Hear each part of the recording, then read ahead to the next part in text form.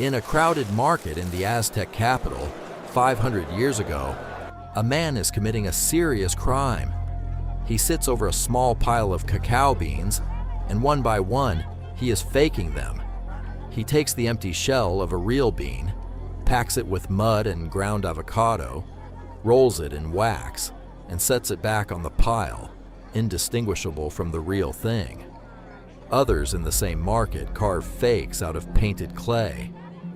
Why would anyone bother forging a bean? Because in this empire, the cacao bean is not food. It is money. It is the cash an entire civilization runs on. And this man is a counterfeiter, printing his own. Market officers hunt men like him through the stalls, and the law punishes faking beans as harshly as theft. So here is the strange question this video is going to answer. How did chocolate, a thing so precious that people forged it like coins, a bitter drink reserved for emperors and gods, end up as the cheapest sweet on the shelf, melting in your pocket for pocket change? To understand that long fall, we have to start with what chocolate actually was. For the Maya and then the Aztecs, cacao beans were the small change of daily life. You could not buy a meal, hire a porter, or give a gift without them. A price list written down in central Mexico in 1545 lets us read the exact rates. A fat turkey hen cost about 100 beans, a fresh avocado 3, and a single tamale, 1 bean. A day's labor, a night's lodging, a basket of maize, all of it was counted out, bean by bean, into someone's open palm. The beans made perfect money, small, countable, hard to grow well, and impossible to fake unless you owned a tree. Whole provinces of the empire paid their taxes to the emperor not in gold, but in cacao. Millions of beans pouring into the royal storehouses every year. And that is the first thing to understand about chocolate. Long before anyone thought of it as a treat, it was treasure, wealth you could hold in your hand. But it was also something stranger, a drink the Aztecs believed had come from the gods. The Aztecs called that drink xocolotl, and it was nothing like the sweet cocoa you know. They ground the roasted beans into a paste, mixed it with water, chili, and spices, and poured it back and forth between 2 jars until it foamed, a thick, bitter, blood-warm drink crowned with froth. And it was not for everyone. Cacao belonged to priests, warriors, and nobles, drunk at feasts and before sacrifices, believed to carry the strength of the gods themselves. And no one drank it like the emperor, according to the Spanish soldier Bernal Diaz, who watched it with his own eyes. Montezuma was served his chocolate in cups of solid gold, and the soldier swore he emptied 50 of them in a day. Picture that for a moment. The most powerful man in the Americas, drinking his own money out of golden goblets. This was the substance the Spanish were about to meet, and, like everything else, to take. When Hernán Cortés and his men marched into the Aztec capital in 1519, they had come for gold, and chocolate only confused them. The Spanish tried this bitter, spicy, unsweetened drink, and mostly recoiled. One Italian traveler who tasted it sneered that it seemed a drink more fit for pigs than for men. But they could not ignore how the Aztecs treated it, as money, as medicine, as something holy. They watched it fuel soldiers on the march and change hands like coins. So when the beans finally crossed the ocean to Spain, cacao left the Americas for the first time in history.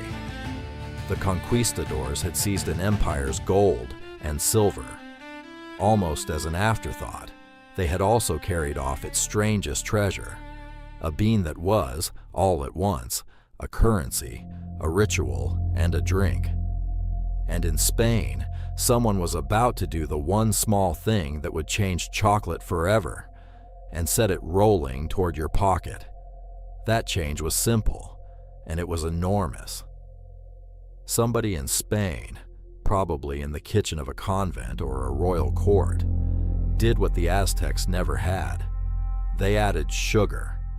They warmed the drink, cut the bitterness with sugar and cinnamon and a little vanilla, and turned a harsh ceremonial brew into something sweet, rich, and easy to love.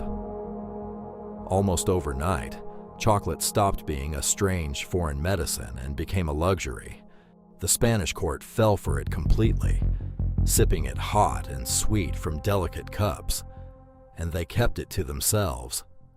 For the better part of a century, chocolate stayed a jealously guarded Spanish secret, brewed in monasteries, drunk behind palace walls, barely known to the rest of Europe. The New World had grown the bean. Spain had made it delicious, and Spain fully intended to keep the recipe locked up. But secrets like that never hold for long. Chocolate escaped the way luxuries usually do, through royal marriages and court gossip. When a Spanish princess married the King of France, she carried her chocolate habit straight to the court at Versailles, and the French aristocracy was instantly hooked. From France, it crossed to England, and there it did something new. It went semi-public. In 1657, a Frenchman opened the first chocolate house in London, advertising an excellent West India drink called chocolate. Others followed fast. The most famous of them, White's, opened in 1693 on St. James's Street and became the beating heart of fashionable London, a place where aristocrats and politicians gathered to drink thick, sweet chocolate, gamble away fortunes, and trade gossip and power. But notice what chocolate still was. It was a drink. It was expensive. It was gritty and oily, and it belonged to the rich. The emperors had simply been swapped for dukes. To become the bar in your hand, chocolate would still have to escape the palace entirely. But first, chocolate's conquest of Europe grew so complete that it dragged even the church into a war over it. The drink had become so beloved that it set off a genuine crisis of faith. Did drinking chocolate break the holy fast? On fast days, the Catholic Church forbade solid food, and for decades, priests and bishops argued over whether this thick, nourishing chocolate counted as food, or merely as drink. The Jesuits, who happened to profit handsomely from the cacao trade, insisted that chocolate mixed with water was only a beverage, and broke no fast at all. In one Mexican town, the argument turned deadly. In the mid-1600s, the Bishop of Chiapas was so enraged that wealthy Spanish women had their servants bring them cups of hot chocolate to sip during Mass that he forbade it outright.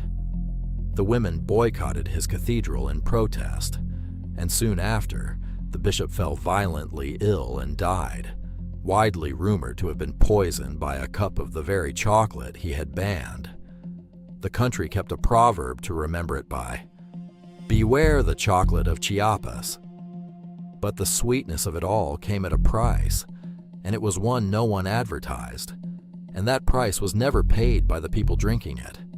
Both sugar and cacao grew in the colonies, and both were worked, more and more, by enslaved hands. As Europe's craving swelled, plantations spread across the Caribbean, Latin America, and West Africa, and the gentle drink of the salons rested, increasingly, on forced labor and ocean away. The ugliest example came from a company that should have known better. Cadbury, the famous English chocolate firm run by devout Quakers who preached moral business, was buying most of its cacao from the Portuguese islands of São Tomé, where it was grown by workers held in outright slavery. Word reached the company in 1901. A journalist laid the conditions bare in 1905. And yet Cadbury did not announce a boycott until 1909, after years of delay and denial. The sweet drink of London's chocolate houses had a shadow, and the shadow was real. It is worth holding on to that, even as the bean marches on toward the machine that would remake it. If the idea of drinkable money and slave-grown luxury is already changing how you see a chocolate bar, take 1 second and hit subscribe. We uncover the hidden history buried in your kitchen every single week. Now, back to the bean. Because for all its travels, chocolate in the 1820s was still basically what Montezuma had drunk. A rich person's beverage, thick with grease, gritty on the tongue. The thing that finally turned it into a solid bar for the masses was not an emperor, a pope, or a king. It was a machine, invented by a Dutchman with a hydraulic press. His name was Coenraad van Houten, and in 1828 he solved chocolate's oldest problem: fat. A cacao bean is roughly half cocoa butter, and all that grease was exactly what made the drink oily and heavy. Van Houten built a press that squeezed the beans until most of the butter ran out, leaving behind a dry cake that could be ground into a fine, light powder. Cocoa powder, the same stuff still sitting in your cupboard. Then he went further, treating the powder with alkaline salts to make it darker, milder, and easy to mix. It sounds like dull chemistry. It was a revolution. For the first time, chocolate could be split cleanly into its two halves: dry cocoa powder on one side, pure cocoa butter on the other, and then recombined in any proportion a maker chose. Without quite realizing it, Van Houten had handed the world the exact toolkit needed to build a solid chocolate bar. All someone had to do now was put the pieces back together. That someone was an English chocolate maker named Joseph Fry.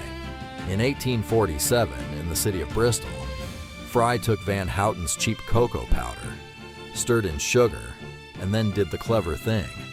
Instead of adding water, he melted spare cocoa butter back into the mixture. What came out was not a drink at all. It was a smooth, dark paste, thin enough to pour into a mold, firm enough to hold its shape when it cooled. A paste you could bite. Fry pressed it into little bars and sold them as, in his own words, delicious eating chocolate. It was the first true chocolate bar in history. And think about how big that quiet moment really was. For more than 3,000 years, chocolate had been something you drank.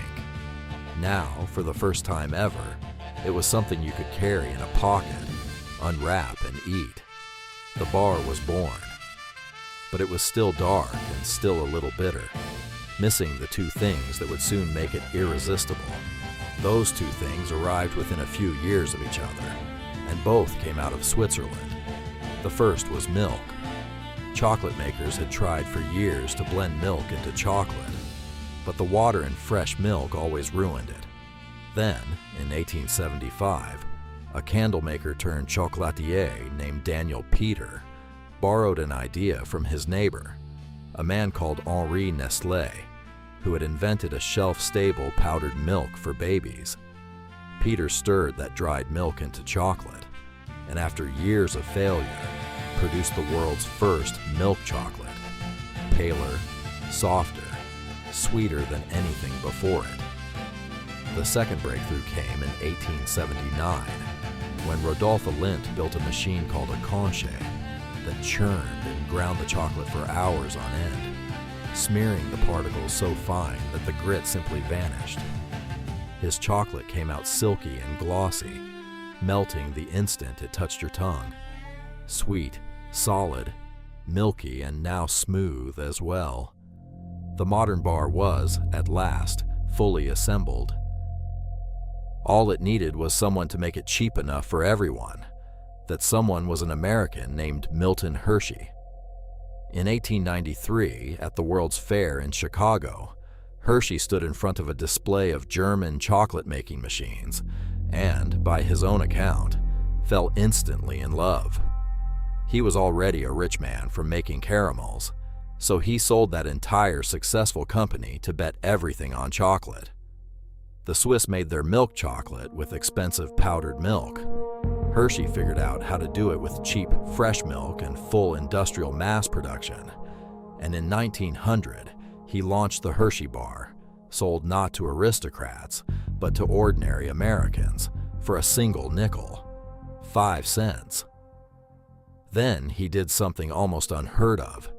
He built a whole town in the Pennsylvania farmland around his factory, with houses and schools and parks for his workers, and simply named it Hershey. The bean that Montezuma had drunk from cups of gold was now a 5-cent bar in a factory worker's lunch pail. The treasure of emperors had become the candy of everyone. The long fall was complete. From there, chocolate went everywhere. It marched to war in soldiers' ration kits through 2 world wars, wrapped itself around Valentine's Day and Easter and Halloween, and multiplied into billions of bars a year. The drink of the gods became the most ordinary pleasure on earth, something we now hand to children by the fistful, without a second thought. But making it that cheap meant growing oceans of cacao as cheaply as possible, and so the crop moved one more time to West Africa. Today, small countries like Ivory Coast and Ghana grow most of the world's cacao, and the old shadow that once hung over São Tomé has never fully lifted from those farms. The bean that was once money is still, for the people who grow it, worth heartbreakingly little. Which brings us right back to where we started. So look at the chocolate bar in your hand. That very same substance was once counted out as coins in an Aztec market, and forged by counterfeiters out of mud and painted clay. It was drunk from golden cups by an emperor, guarded as a Spanish secret for 100 years, sipped by dukes in the gambling houses of London, and fought over by kingdoms and companies for 400 years. It was money. It was medicine. It was the drink of the gods. And then, one machine at a time, a Dutch press, an English mold, Swiss milk, and American nickel, the most exclusive substance on the planet was cracked wide open and handed to everyone. The whole history of chocolate is really the story of a treasure being pried loose from the powerful, until it landed in a checkout aisle for the price of a coin. Not bad for something people once faked out of clay. If this changed the way you see your next bar, subscribe. We uncover the hidden history behind an everyday thing every single week. And tell us in the comments, what everyday thing should we uncover next? Your answer might just become our next story. This has been Origin Lore. The history of the world is hiding in the ordinary, and we will see you in the next one.